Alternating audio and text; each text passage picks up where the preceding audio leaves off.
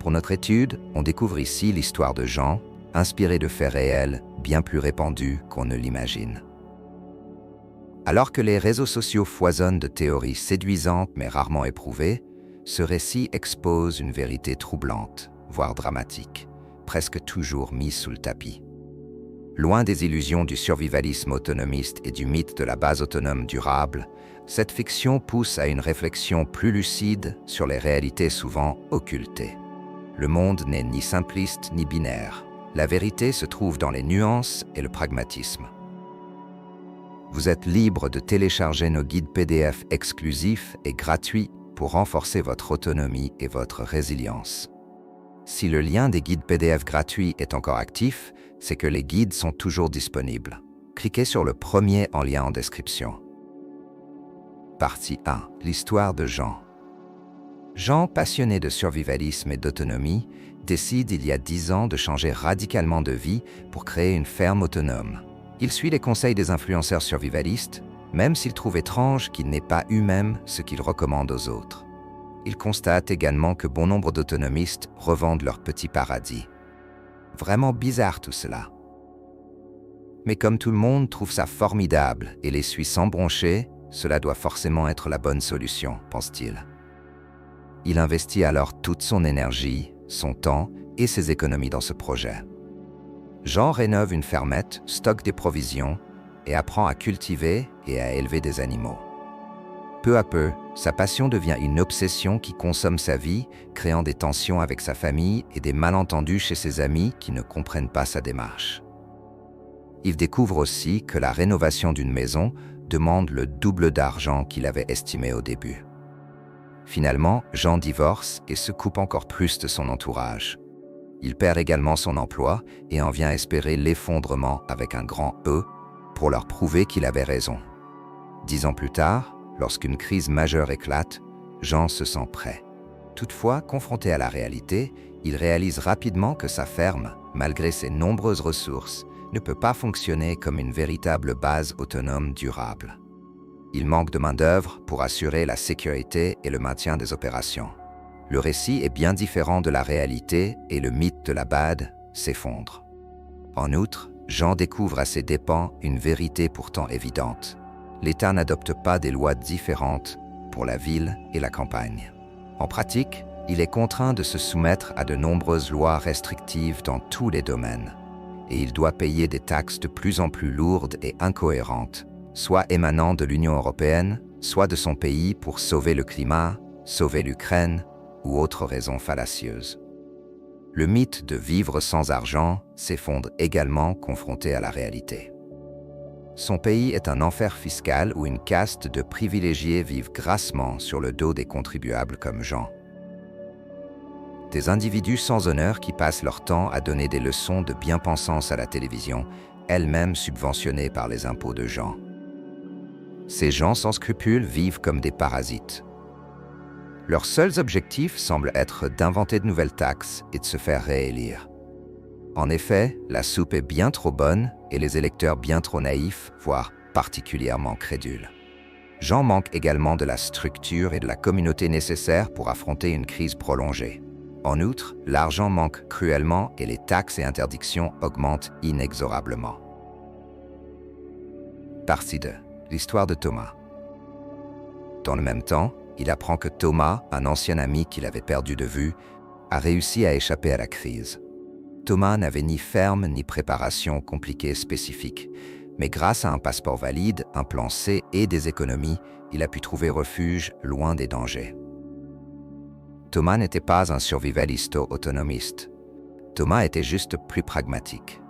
Il sirote des cocktails au soleil avec un pouvoir d'achat multiplié par 3, observant les résistants du net, qui résistent à leur façon en s'indignant virtuellement sur les réseaux sociaux. Quand il a senti le vent tourner, Thomas a pris des mesures proactives pour quitter la zone de danger et mettre sa famille en sécurité. Ignorant ceux qui prônent l'honneur du sacrifice en coulant avec le Titanic, Thomas a préféré prendre une chaloupe pour vivre mieux et survivre. Cela n'a pas été facile. Il a dû prendre sur son temps libre pour s'informer et recouper les informations. Thomas a également travaillé tard le soir pendant des mois pour se créer un revenu complémentaire. En effet, tous les jours, pendant 6 mois, Thomas a fait une croix sur le divertissement et les sorties pour travailler sur son plan d'action. Thomas a fait ce que très peu de gens sont capables de faire. Sortir de sa zone de confort pour prendre en main son destin et changer de vie.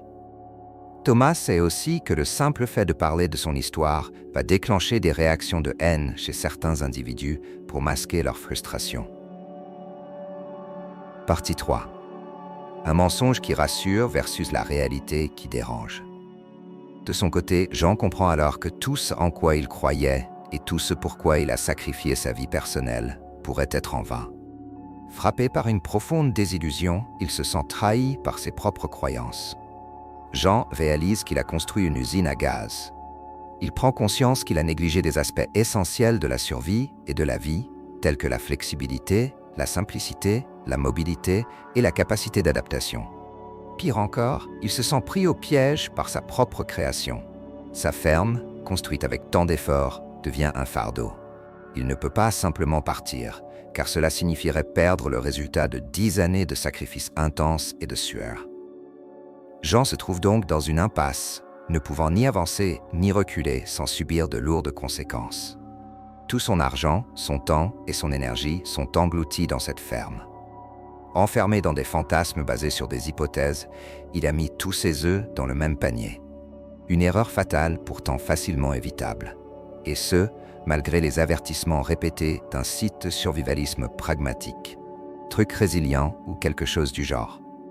Certainement des lâches, pas un vrai résistant comme lui, pensait-il à l'époque. La réalisation de cette erreur le frappe durement.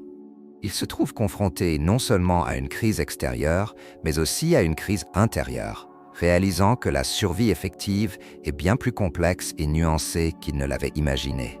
Le récit est décidément bien différent du réel. Finalement, l'effondrement avec un grand E tant fantasmé n'est toujours pas arrivé. Jean traverse cette énième crise dans la misère avec beaucoup de difficultés, finissant bien plus pauvre qu'au début, seul et en dépression. Jean réalise qu'il a gâché sa vie de son propre chef. Partie 4. Conclusion et leçons à tirer de cette fiction. Comme l'histoire de Jean, la réalité est souvent bien différente de ce que nous imaginons ou ce que les récits conformistes nous présentent. De plus, j'espère que vous avez le discernement élémentaire nécessaire pour comprendre que cette vidéo vise à remettre en perspective certains faits pour éviter des erreurs, en exposant des vérités qui peuvent être difficiles à accepter, plutôt que de rester dans le confort de la vente de rêves. Rêver est bien entendu important pour avancer dans la vie sous réserve de rester ancré dans le réel. 5 points à considérer. 1. Chaque cas est unique. La solution générique n'existe pas. En effet, la solution universelle est un mythe. Ce qui fonctionne pour l'un peut ne pas convenir à l'autre. Il est crucial d'évaluer chaque contexte avec soin et de concevoir des stratégies adaptées aux besoins spécifiques des individus ou des situations. Une solution bien plus réaliste est d'optimiser maintenant son domicile pour en faire un DOS ou domicile optimisé survivaliste qui a le mérite d'être rapide à mettre en place et qui va limiter la casse dans le cadre d'une stratégie complète adaptée à votre cas. 2. Il y a toujours des avantages et des inconvénients à chaque situation. Par exemple, même le fait de louer un studio et de travailler en ville, qui est considéré comme le pire scénario dans le milieu survivaliste autonomiste, présente d'énormes avantages stratégiques, comme le fait d'avoir beaucoup de temps pour développer un complément de revenus pendant le temps nécessaire. Encore faut-il savoir tirer parti de ces avantages sans rêver du plan parfait et d'élaborer une stratégie viable adaptée à votre situation. 3. Le récit est différent du réel. Ce qui est raconté par certains sur Internet est complètement différent de leur réalité, de la réalité. C'est un red flag que les plus intelligents comprennent immédiatement. Des belles paroles ne sont pas des preuves et n'engagent que ceux qui veulent y croire. Dans ce monde, l'action est prépondérante, bien supérieure à la passivité et les hypothèses alarmistes. Il s'agit de privilégier l'initiative et l'engagement actif, car c'est en agissant que l'on forge son propre destin et que l'on influence le cours des événements de sa vie. 4. Capacité d'adaptation. Le monde est instable, mais le monde est vaste. Conserver de la souplesse et de la mobilité est fondamental. Notre beau pays est comparable à une zone sismique tellement il est gangrené par les racailles du haut et du bas. Qui aurait envie de construire sa maison sur une zone vouée à disparaître? 5. Réalité économique. La santé économique influence directement notre capacité à agir et à nous adapter. Ignorer les facteurs économiques, c'est risquer de voir ses plans s'effondrer sous le poids de la réalité financière. Il est donc impératif de comprendre et d'intégrer les dynamiques économiques dans toute stratégie de résilience. Comment? En s'informant sur le sujet et en passant à l'action. Tout le savoir est disponible gratuitement sur le net et les plus courageux trouveront tout ce dont ils ont besoin.